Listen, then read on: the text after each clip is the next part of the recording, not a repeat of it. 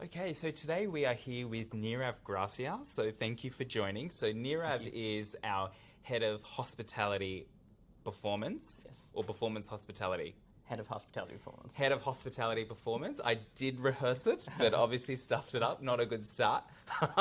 So in terms of today's topic, we are going to be talking about how do we maximize profitability when we have rising costs. Yeah. So this is a huge, important topic for hotels and across all of our assets. So I'm talking to the right person. So Neerav, give us the rundown. What is your secret sauce? Well, I think we're probably at that point now in the industry where just to remain competitive, everyone is focused on that same piece. Everyone's focused on driving the bottom line. Where we're seeing it be a big concern is where those cost cutting is coming at the compromise to guest service. So we need to understand exactly at what point you pull out, what point you say no more is no more, and you start pivoting from cost savings into cost optimization.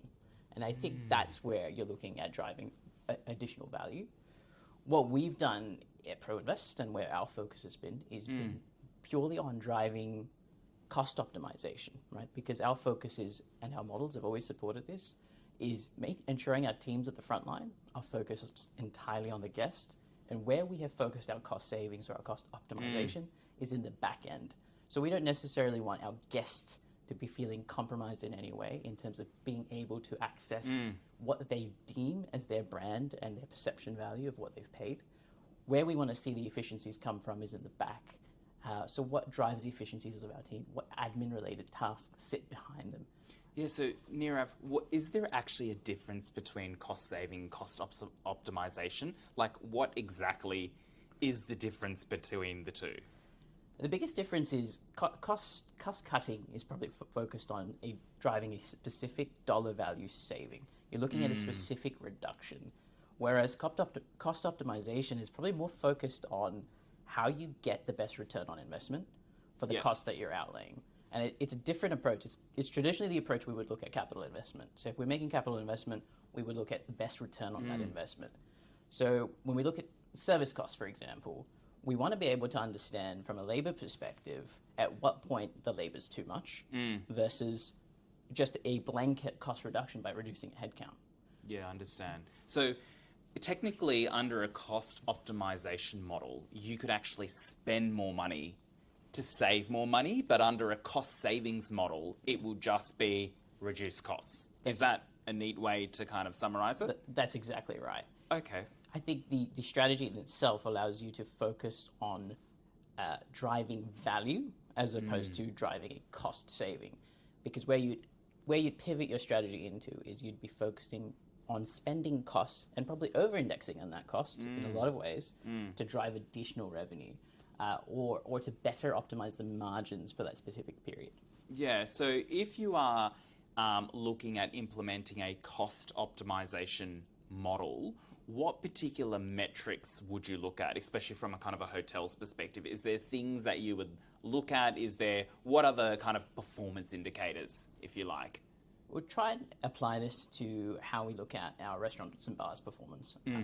So the way we optimize costs in that perspective is we look at the actual revenue generated in the time period. So if there's a particular busy period, we know that we flex our labor component up in that period. And if we know there's a softer period, we know that our general payroll hours dip over that period. So we actually focus we look at where the revenue is coming in as opposed to where we're indexing the cost. So it's not a fixed roster. It's entirely a flexible roster based on when we see that revenue. And it's about looking at historical trends, understanding what historically has happened.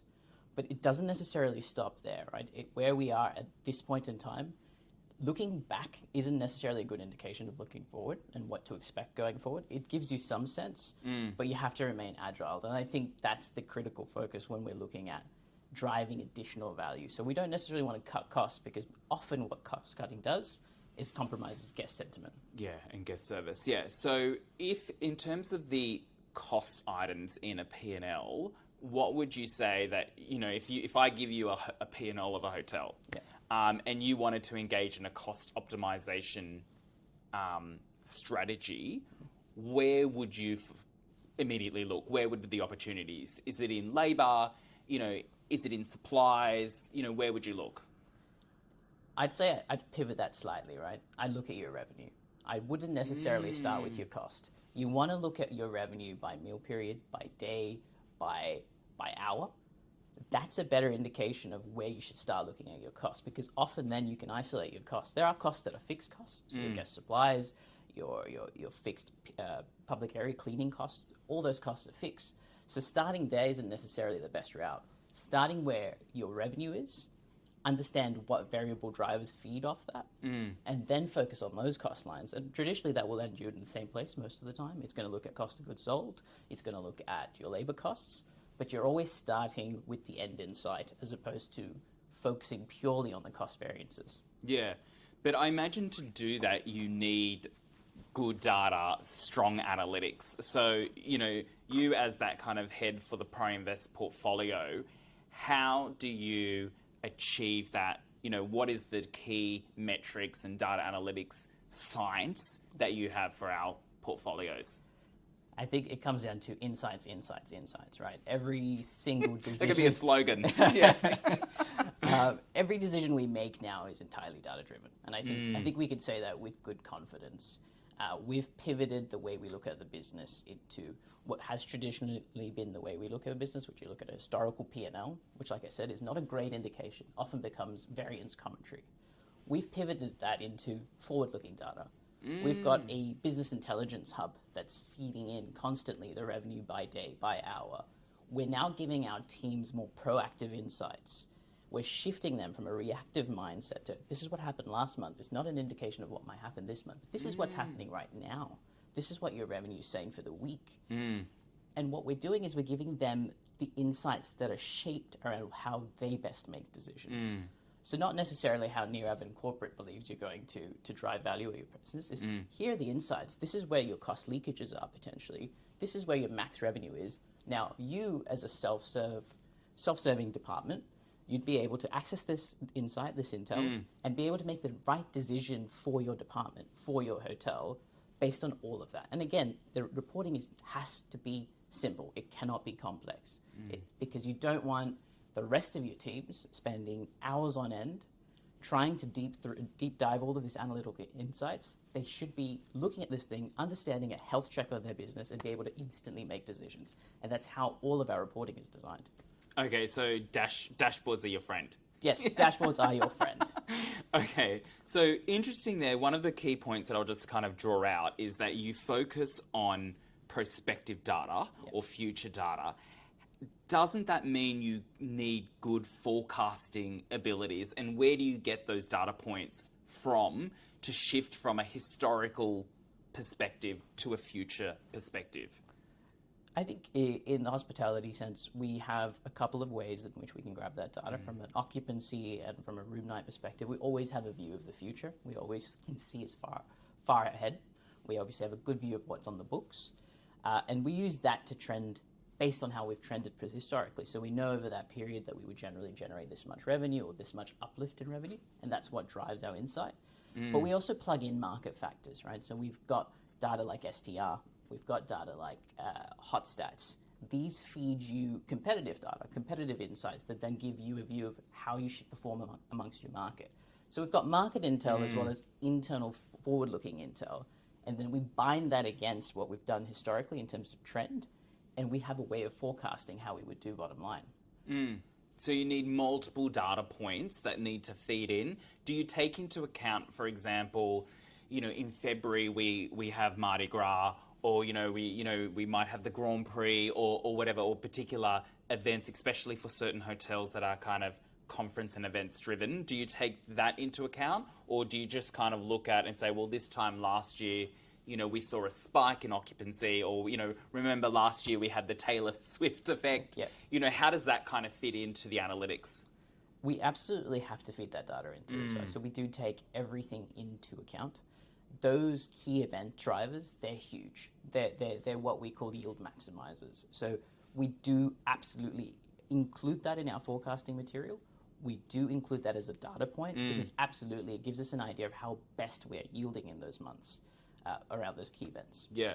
And then how does that connect with, I imagine you would have to have a close link with revenue management though, because, you know, with those particular events, it's important to revenue manage your properties to obviously, you know, increase the ADRs when you know you're going to have a high occupancy. Correct. Is Yes. that, yeah. Yeah, and what we have as a feed into that system is the revenue management systems, right? So we have a clear lens of that data in amongst everything. And I think the biggest thing about business intelligence now is no one factor alone will help you become competitive. Yeah. It's multiple points of data overlaid against each other that find you the points of difference. And so we're now at a point with our business intelligence tool where we have revenue data, we have guest experience data, we have maintenance data, we have all kinds of data feeding into this platform so that we can then make a holistic business decision on what the right strategy is. We can see what the contingencies are of a decision across multiple facets. And I think that kind of view is incredibly empowering. Yeah. But I imagine you also need to make sure then you have the technology behind it all, because all those systems, you know, need to link in together to provide that kind of useful data. How has that kind of journey been? I know you do work quite closely with the IT team. So how does the technology feed into the data analytics? I'll say it is one of the most complex webs I have ever seen. It is a complex web of entirely messy data. And it's a huge kudos to the IT team who've been able to filter through that to make sense of it. I think we are guilty as an industry of having a system for the sake of having a system, and we have data for the sake of having data, but not a lot is done with it in connecting it all together. But it has been an absolutely intense journey, but absolutely it's come that the time and energy and effort that's been put into that has rewarded us tenfold, because the level of insight that we have now, we've just never had before. Yeah, okay. All right, so you've got the data, Yep. you've got the analytics tools. How does that shift to productivity and behaviour changes? The biggest shift is providing access to that data, right? Is the more people that are interacting with the system, interacting with this data, the more value it has to generate. It's like more eyes, more power. And again, I don't have all the solutions. No one here in corporate or no one here at the property has all of the solutions. It's the combined effect of providing this self-service data, being able to benchmark, being able to create social pressure, competitive tension. All of this is what that tool creates. And it drives performance. And we've seen it tenfold. We've seen that the data is being phased into the business as best practice. What does best practice look like? What does bad practice look like? And that's how the tools have been developed. So we're seeing it really, really lift performance across the group. And then how does that fit into kind of the mind shift change? So you've had obviously this journey. Have you seen a cultural change?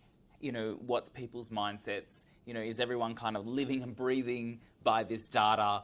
You know, what has happened from a practicality perspective? I'd say, like any change management, it's had its challenges. It's always slow to adopt, particularly with technology. It's always there's always a level of distrust. Is the data right? It's different to what I have on my screen. Why is that data not refreshing? Why is that missing? So there's always that element of education, reconciliation that you bring the parties along on the journey. It hasn't been easy, but I think what we've seen is more and more adoption over time, because the value has been something that they could see transpire. Yeah. But like any change management, like I said, it's been a journey. I don't think we're there yet fully. I think there's a lot more people that need to be in the system to feel empowered by it. Okay. All right. So your 3 key points. So if someone who's watching and is like, I want to smash hospitality performance, what would be the 3 takeaways? I assume insights. We love that slogan. Yep, I think the biggest investment that any business should make is, number one, is in their data. Arranging that data, visualizing that data is incredibly empowering and will be the point of differentiation when driving performance. 2, always look at optimization before you look at cost cutting, because there is opportunity to drive revenue before you driving revenue to drive profit, as opposed to reducing costs to drive profit. Absolutely essential. And as the 3rd thing is be nice to your IT team, because they do a lot for you. Okay, thank you so much, Neerav. That was really, really fascinating, and I'm sure a lot of people will take that away. Thank you. Thank you.